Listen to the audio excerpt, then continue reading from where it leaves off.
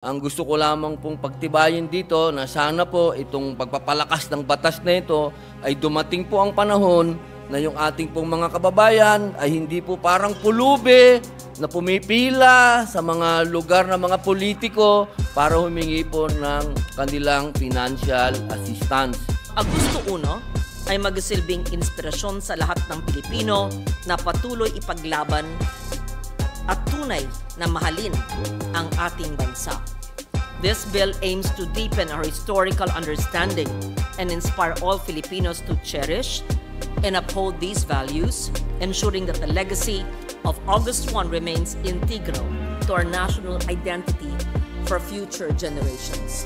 Ito po ay magbubukas ng maraming pintuan upang ang ating pong kasaysayan ay muli nating silipin at ilabas po natin kung ano ang katotohanan. Sapagkat alam niyo po, Ginoong Pangulo, hanggat ang kasaysayan ay napupuno ng iba't ibang katanungan na ayaw nating sagutin, hindi po kailanman magkakaroon ng matibay na pundasyon ang kabataang Pilipino.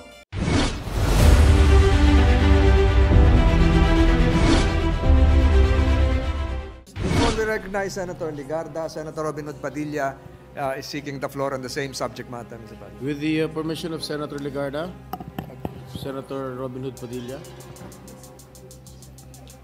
Yan po. Maraming salamat po, Ginoong Pangulo, at sa ating pinunong mayorya. Maiksing-maiksi lang po ito. Gusto ko lamang pong ipaliwanag ang aking boto sapagkat ako po ay sumusuporta talaga dito sa Universal Healthcare. Pero ang aking pong mungkahi, sana po ay ma-realize na ng ating mga kababayan na meron po nito. Sapagkat ngayon po, ang malungkot lang pong pangyayari ay hanggang ngayon parang dito lamang po sa ating Senado, ano pa lang po ngayon, magsi-Setyembre, pero yung ating pong MAIP, yung Medical Assistance Program po, tsaka po yung ating AICS ay paubos na po dahil po sa dami po ng humihingi po ng medical assistance. Ang gusto ko lamang pong pagtibayin dito na sana po itong pagpapalakas ng batas na ito ay dumating po ang panahon na yung ating pong mga kababayan ay hindi po parang pulubi na pumipila sa mga lugar ng mga politiko para humingi po ng kanilang financial assistance. Dahil tandaan po natin, ang pondo po ng gobyerno ay pondo ng taong bayan, hindi po dapat na sila ay nagmumukhang pulubi. Yun lamang po, maraming salamat. Maraming salamat, Senator Robin Hood Padilla. Senator Ligarda. Mr. President,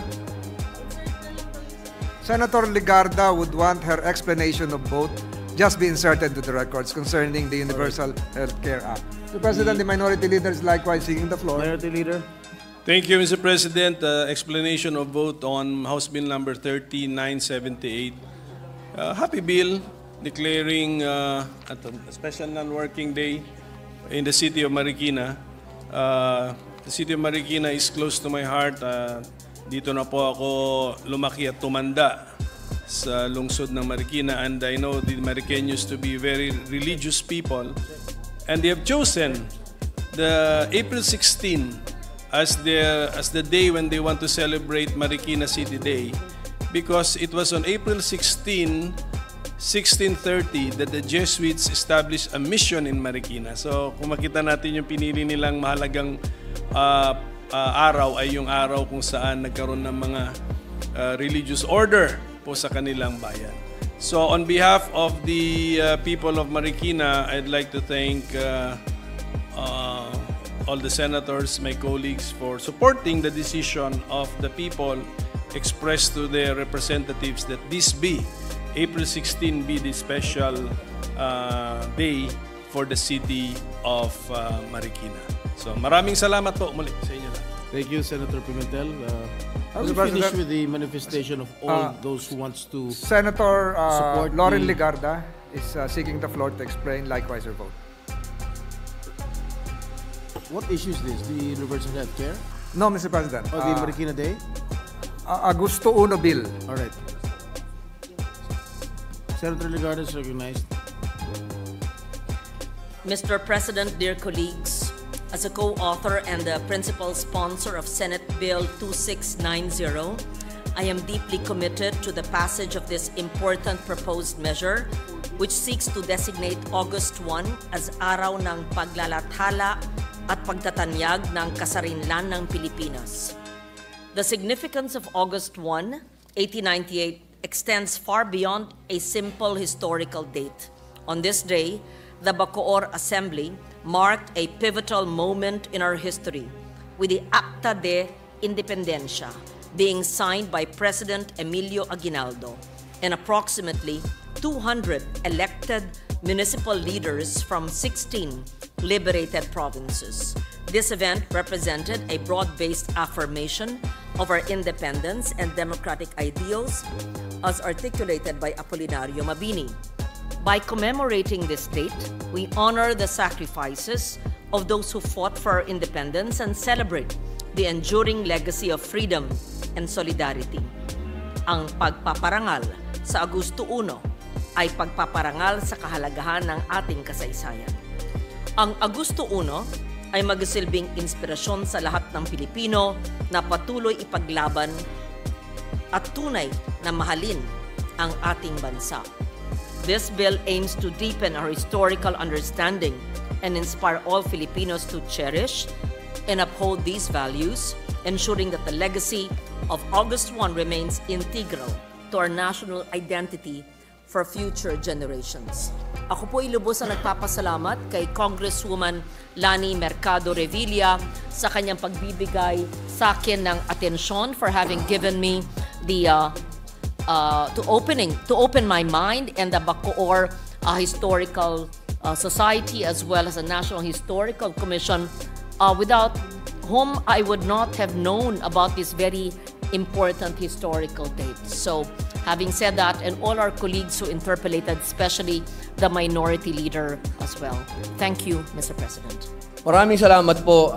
Gusto ko lamang pong ipaliwanag uli ang aking boto dito po sa 2690. Ginoong Pangulo, napakahalaga po nito yung paglilinaw sa ating kasaysayan. Sapagkat hindi po maikakaila na dito sa ating bayan, kung sino ang nakaupo, siya ang gagawa ng naratibo at yon ang magbibigay kulay sa ating kasaysayan. Ito pong ginawa ni Congresswoman Lani Mercado at itinulak ni Senator Loren Legarda. Ito po ay magbubukas ng maraming pintuan upang ang ating pong kasaysayan ay muli nating silipin at ilabas po natin kung ano ang katotohanan. Sapagkat alam niyo po, Ginoong Pangulo, hanggat ang kasaysayan ay napupuno ng iba't ibang katanungan na ayaw nating sagutin, eh hindi po kailanman magkakaroon ng matibay na pundasyon ang kabataang Pilipino. Kaya ito pong ganitong mga paglilinaw ay dapat po itong suportahan ng National Historical Commission at National Commission for Culture and the Arts. At hinihingi ko rin po na sana po dumating ang panahon na magkaroon na rin po ng resolba sa naganap sa buhay ni Andres Bonifacio. Yan po ang mga pinag-uusapan sa iba't ibang sulok ng mga paaralan. Kailan magkakaroon ng tamang paglalahad sa buhay ni Andres Bonifacio. Kaya muli po, nagpapasalamat po ako kay Congresswoman Lani Mercado at kay Senator Loren Legarda sa pagbubukas po ng bagong yugto ng ating kasaysayan. Maraming salamat po.